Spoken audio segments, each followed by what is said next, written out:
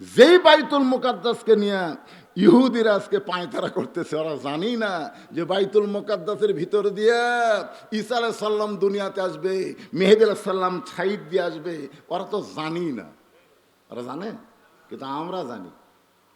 মার হবি সাইজ মতো পাহাড়ের গুহাই গুহাই লুকাবে, খুঁজা খুঁজা উকুন বাসার মতন পৃথিবী থেকে ইহুদি খ্রিস্টান হিন্দুদেরকে ধ্বংস করে দেওয়া হবে। জোরে কোন কথা ঠিক কিনা?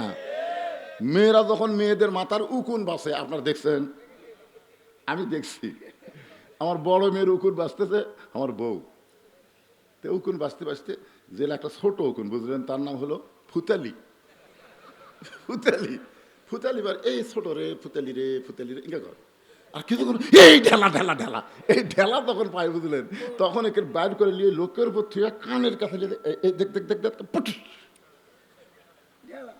এই উকুন বাসার মতন বাসা বাসা প্রত্যেকটা ইহুদি খ্রিস্টান হিন্দুদেরকে শেষ করে দেওয়া হবে। জোরে কোন কথা ঠিক কিনা? একজনও থাকবে না দুনিয়ায়, একজনও থাকবে না। কি ভাবতেছেন আজকে এরকম, আগামীকাল এরকম নাও হতে পারে? গত বছর এই সময় হাসিনার দাপটে আমার মতন বদরশীদ, আক্কেলপুর, খেতলাল আর কালাইয়ের মধ্যে ঢুকতে পারে নাই। জোরে কোন কথা ঠিক কিনা? আর এই বছর কে আয়,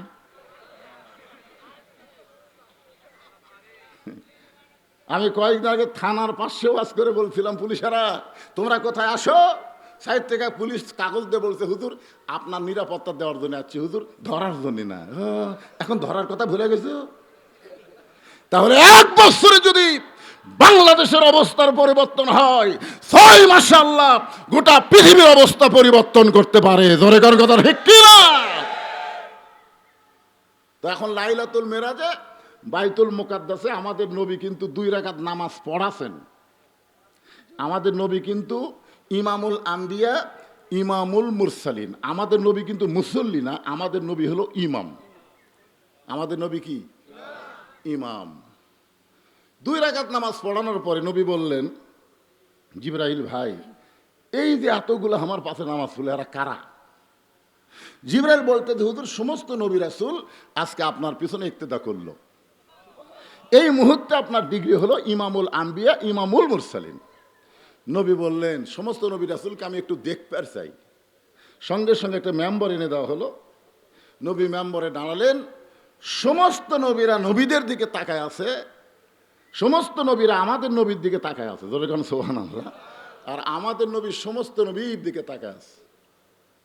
এমন সময় নবী দেখতে পেলেন একটা নবীর চেহারা মলিন, সবগুলোর চেহারা হচ্ছে আলো, কিন্তু একটা নবীর চেহারা মলিন দেখা গেল। মলিন বোঝেন না? মুখটা মলিন। নবী জিবরাইলকে বললেন, ভাই জিবরাইল, সমস্ত নবীর চেহারা আলো, আর ওই নবীর মুখটা কালো কেন? তো বলতেছে, তাহলে আপনি তাকে ডাকেন। আল্লাহ নবী তাকে ডাকে বললেন, মা ইসমুকা ইয়া আখি, বলে আপনার নাম কি ভাই? বলতেছে, আমার নাম হলো ঈসা রূহুল্লাহ। তো আপনি ঈসা নবী হয়ে সমস্ত নবীর চেহারায় আলো, আর আপনার মুখটা মলিন কেন দেখা গেল?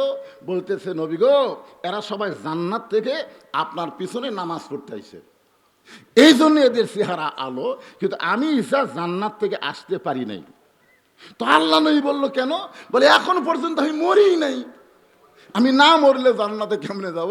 এখান থেকে প্রমাণ হলো জান্নাতে যাইতে গেলে মরা লাগবেই। এখন যেই বলবো জান্নাতে যাইতে গেলে কি চাই, আপনার সবাই এক বাক্যে বলবেন, মরতে চাই। জান্নাতে যাইতে গেলে কি চাই? যাই বলতেছেন না তাইও মরবি না, না যাই বলতেছেন না তাও মরবে, কিন্তু বেসাইজ। আমরা কি বেসাইজে মরবো? এই জন্য সবাই এই হক কথাটা সবাই জবান দিয়ে বলবেন, জান্নাতে যাইতে গেলে কি চাই? আরো জোরে, জোরসে বলুন। আচ্ছা আপনার বলেন তো, এই জায়গার যদি কোনো হিন্দু ভারতীয় এজেন্ট থাকে, আর যদি মোবাইল করে বলে যে বলছি তো একটা মাহফিল আইছে, সমস্ত মুসলমান মরার মরার মিছিল করতেছে, মরতে চাই মিছিল করতেছে। এরা কোনোদিন আর বাংলাদেশ আক্রমণ করতে আসবে না, কারণ মরার জন্য যারা রেডি হয়ে আছে তাদের সঙ্গে কেউ যুদ্ধ লাগলে পারবে না। জোরে কোন কথা ঠিক কিনা? কারণ মরার জন্য রেডি। এই মরার জন্য রেডি ছিল আবু সাইদ। 2000 ছাত্র জনতা জীবন দেওয়ার কারণে ফ্যাসিস্ট হাসিনাকে পলাতে বাধ্য হওয়া লাগলো। জোরে কোন কথা ঠিক কিনা? কথা বলেন।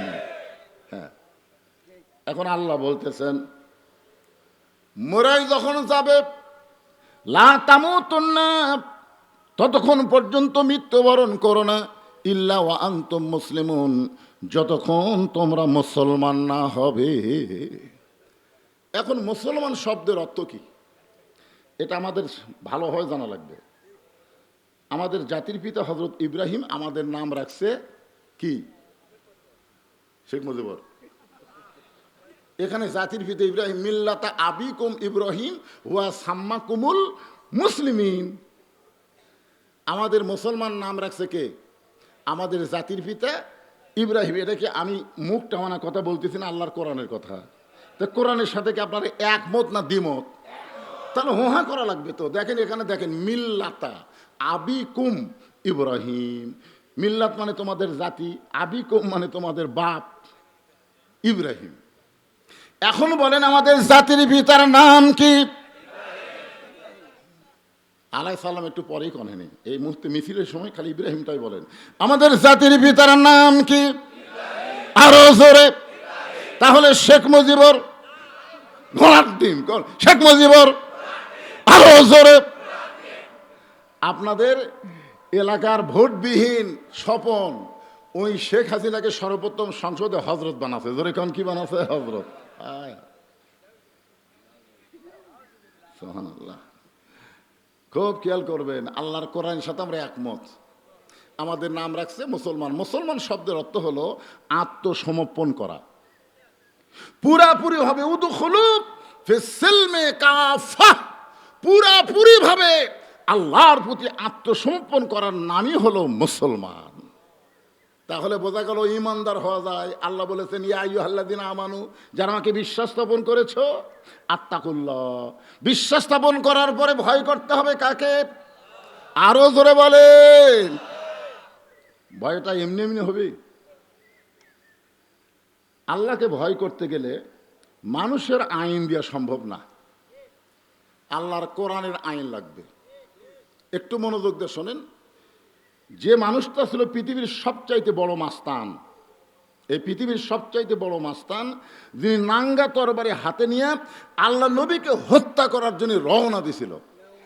আবু জেহেল কিন্তু নবীকে মারবার চাইছে, কিন্তু সরাসরি মারার সাহস আবু জেহেল কোনোদিনও করেনি। কিন্তু উমর সরাসরি নবীকে মারার জন্য অস্ত্র নিয়ে প্রকাশ্যে রাস্তা দিয়ে যাচ্ছে। জিজ্ঞাসা করা হলো, তুমি এই অস্ত্র নিয়ে কোথায় যাও? বলে, বাপদাদা ধর্মে চুনকালি দিয়ে আবদুল্লাহর বেটা নাকি নতুন ইসলাম প্রচার করতেছে, তাকে না মারা পর্যন্ত আমার কলিজার শান্তি নাই। যে লোকটার সাথে দেখা হয়েছে তার নাম হলো লাবিদ। তো লবিদ বলতেছে, ওমর আগে ঘর সামলাও। বলে, ঘর মানে? বলে, তোমার বোন আর তোমার ভগ্নিপতি ওই দলে ভর্তি হচ্ছে, তুমি জানো? আল্লাহর নবীকে না মাইরা বোন ভগ্নিপতির বাড়ির দিকে রওনা দিলেন। যেই মাত্র দরজার কাছ, এমন সময়, ইন্নামাল মুমিনুনাল্লাযীনা ইযা যুকিরাল্লাহু ওয়াজিলাত কুলুবুহুম ওয়া ইযা তুলিয়াত আলাইহিম আয়াতুহু জাদাতুহুম ঈমানাও ওয়া আলা রাব্বিহিম ইয়াতাওয়াক্কালুন। কোরআন তেলাওয়াত শুনলে ইযা যুকিরাল্লাহ, আল্লাহ বলতেছেন, ইন্না নাহনু নাযালনা যিকরা। খুব খেয়াল করবেন, এই জিকির মানে কোরআন। যখন কোরআন তেলাওয়াতের জিকির হবে, এই জিকির শুনলে মানুষের অন্তরের মধ্যে কম্পন সৃষ্টি হয়। উমর ফারুক হাতে তরবারি নিয়ে তার বোন ভগ্নিপতির কোরআন তেলাওয়াত যতক্ষণ হয়েছে ততক্ষণ কোনো কথা বলে নাই। যেই মাত্র কোরআন তেলাওয়াত শেষ, সঙ্গে সঙ্গে দরজায় ধাক্কাতে বললেন, তোরা যেটা তেলাওয়াত করলি সেটা কার? বলে আমরা গোপনে এমন একজন মহামানবের আদর্শকে কবুল করে ইসলামকে গ্রহণ করেছি, সে আল্লাহর পক্ষ থেকে যেই বাণীটা, সেই বাণী আমরা তেলাওয়াত করতেছি। তা আমি তোদের ভাই, আমার বোন ভগ্নিবতী, ইসলামকে কেন গ্রহণ করলি? দুই জনকে সেই মারতেছে, এক সময় মারতে মারতে ক্লান্ত হয়ে গেছে। কারণ যাদের মধ্যে ঈমান আছে, যাদের মধ্যে আল্লাহর কোরআন আছে, তারা কোনোদিন পিটন মারকে ভয় করে না। জোরে কর কথা ঠিক কিনা? বোন ভগ্নিবতী একটাবারও বলে নাই আর মারো না, লাগতেছে, একথা বলতেছে না। যতই মারতেছে মনে হয় তাদের ঈমান ততই বাড়তেছে। জোরে কর সুবহানাল্লাহ। এক সময় মহাবীর ওমর ক্লান্ত হয়ে গেল। ক্লান্ত হয়ে বোনের গায়ে রক্ত হাতে নিয়ে বলল, এত মারতেছি, তোদের ঈমান এত বেড়ে গেল, দেখি কি পড়তেছিস, সেটা একটু আমাকে দে তো। তখন বোন মুসকে মুসকে হাসে আর বলে, ভাইজান আপনি যতই শক্তি দিয়ে আমাদের মারেন, আমরা যেটা পড়তেছি লা ইয়ামাসসুহু ইল্লাল মুতাহহারুন, ততক্ষণ পর্যন্ত এইটা আপনি স্পর্শ করতে পারবেন না যতক্ষণ আপনি পবিত্র না হবেন। সুবহানাল্লাহ বলেন। যেই কোরআন স্পর্শ করতে গেলে পবিত্র হওয়া লাগে, সেই কোরআন দিয়ে যদি আমাদের বাংলাদেশের রাষ্ট্র চলে, এই দেশটা কেমন হবে ইন্না লিল্লাহর তাফসীর দিয়ে আমাদেরকে আজকে দেখা লাগবে। জোরে কর কথা ঠিক কিনা? হ্যাঁ। সবচাইতে বড় বিপদ কি? মানুষ মরা।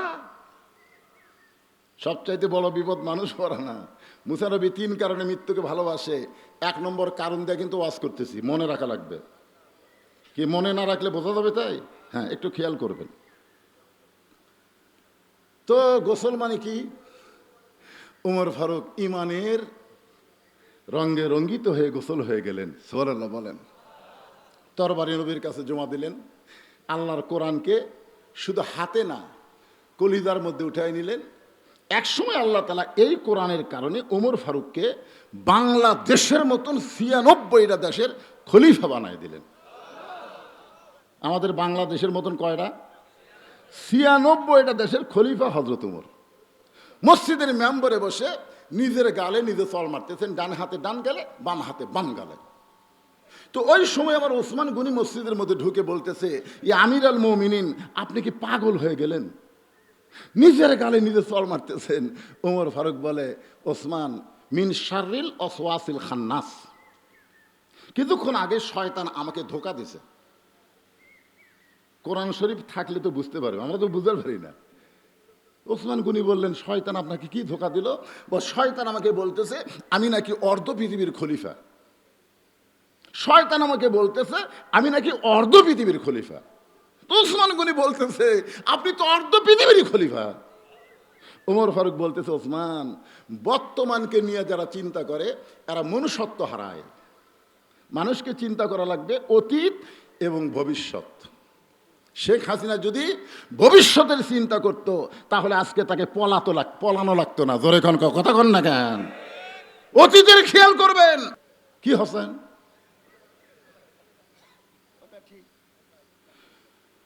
ওসমান গনি বলে, আমির আল মুমিনিন, তাহলে আপনার অতীতের খবর কি? উমর ফারুক বললেন, অতীত আমি খালার বাড়িতে রাখালি করতাম। বিকেলবেলা যখন ছাগলগুলো ফেরত আনতাম, খালা বলতো, ওমর কয়টা ছাগল নিয়ে গেলে, কয়টা ফেরত আনলা? আমি ছাগল গুনা দিকে 2-4টা কম পড়ে গেছে। আমি আবার দৌড় দিতাম ওই পাহাড় এলাকায় খুঁজে খুঁজে ছাগলগুলো নিয়ে যখন আমার খালার কাছে জমা দিতাম, খালা আমার মাথার চুল ধরে বলতো, ওমর, যেই ভুল আজকে করেছো, এই একই ভুল যদি আগামীকাল করো, তোমার রাখালির চাকরি কিন্তু ক্যান্সেল হয়ে যাবে। আমি খালার পা ধরে বলতাম, খালা, রাখালির চাকরি যদি ক্যান্সেল করে দেন আমি থাকবো কোথায়, খাবো কি? যে ওমর একদিন রাখালির চাকরি রক্ষা করার জন্য খালার পা ধরে কেঁদেছে, আজকে সেই ওমরকে আল্লাহ অর্ধ পৃথিবীর খলিফা বানাইছে। এটা ওমরের যোগ্যতাই নয়, এটা কেবলমাত্র আল্লাহর কোরআনের ওসিলা। কি কন? আল্লাহর কোরআনের কারণে আজকে ওমর অর্ধ পৃথিবীর খলিফা। আর আমার মন বলতেছে, উমর কিছুই না, বদিশিত কিছুই না, সব কিছু আল্লাহর কোরআন। আজকের সভাপতি বলতেছে আকর্ষণীয় বক্তা। বক্তা কোনোদিন আকর্ষণ হয় না, আকর্ষণ হলো আল্লাহর কোরআন। জোরে কোন কথা ঠিক কিনা কথা বলেন? ইল্লা ওয়া আনতুম মুসলিমুন, তোমরা মুসলমান না হইয়া মরিও না। আল্লাহ বলে, মুসা, মৃত্যু তোমার কাছে কেমন মনে হয়? মুসা বলতেছে, আল্লাহ, দুনিয়ার জীবনে আপনি যত নিয়ামত আমাকে দিয়েছেন, আমাকে নবীর নিয়ামত দিয়েছেন, কালিমুল্লাহর নিয়ামত দিয়েছেন, লাঠির নিয়ামত দিয়েছেন, সুবহানাল্লাহ বলেন, বহু নিয়ামত আপনি আমাকে দান করেছেন। সমস্ত নিয়ামতের ভিতরে মৃত্যুটাই হলো আমার কাছে সবচাইতে বড় নিয়ামত। আপনারা সুবহানাল্লাহ সবাই বললেন না? বড় কি? আপনারা সূরা ফাতিহার শেষে কি বলেন? আন আমতা আলাইহিম। আল্লাহ, তাদের মধ্যে আমাদের শামিল করো যাদের উপরে তুমি নিয়ামত খুশি হয়ে গেছো। সুবহানাল্লাহ বলেন। আল্লাহ বলে, মুসা, মানুষ দুনিয়াতে গিয়ে মরতে চায় না, সেই মৃত্যুটা তোমার কাছে উত্তম মনে হওয়ার কারণ কি, নিয়ামত মনে হওয়ার কারণ কি? মুসা বলতেছে, আল্লাহ, কারণ হলো তিনটা। আমার আঙ্গুলের দিকে তাকান, কয়টা? আল্লাহ বলে, মুসা, কি কারণ? তিন কারণ। আপনি বলেন তো, আল্লাহ কারণ জানে কি জানে না? জানার পরেও আল্লাহ কেন শুনবার চায়?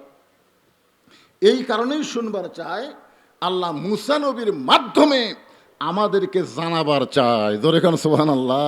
হ্যাঁ, এই জন্য এই যে কষ্ট করে বসে আছেন, আজ ওয়াজ শোনার পরে দেখবেন মরালে আপনার টেনশনই হবে না। কারণ যেটা সত্য কথা, যার উপর সত্য নাই, হিন্দুরা পর্যন্ত মরা বিশ্বাস করে। ওরকম কথা ঠিক কিনা? ইহুদি খ্রিস্টান সবাই মরা বিশ্বাস করে। আল্লাহ বিশ্বাস না করলেও মরাকে তারা বিশ্বাস করে। ওরকম কথা ঠিক কিনা? এই জন্য আল্লাহ কোরআনে বলেছেন, জাআত সাকারাতুল মাউতু হাক্কুন। মৃত্যুর চাইতে সত্য আর কি আছে? আপনারা মনে করতেছেন যে বুড়া মানুষ আগে মরবে, ছেলেরা পরে মরবে, তা কিন্তু না। মরার নির্দিষ্ট টাইমেই মরা লাগবে। জোরে কোন ঠিক কিনা? হ্যাঁ, কে কখন মরবে জানে কে? আরো জোরে বলেন, আল্লাহ। আল্লাহ বলে, মুসা, মৃত্যুকে পছন্দ করার তিনটা কারণ কি আমার সামনে বলা যাবে? মুসা বলতেছে, আল্লাহ জানার পরও যখন জানতে চান তাহলে শোনেন।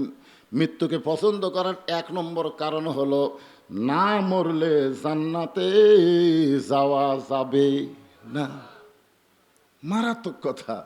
আপনাদের সবসময় দোয়া করেন, আল্লাহুম্মা ইন্না নাসআলুকাল জান্নাতা ওয়া নাউযু বিকা মিনান নার।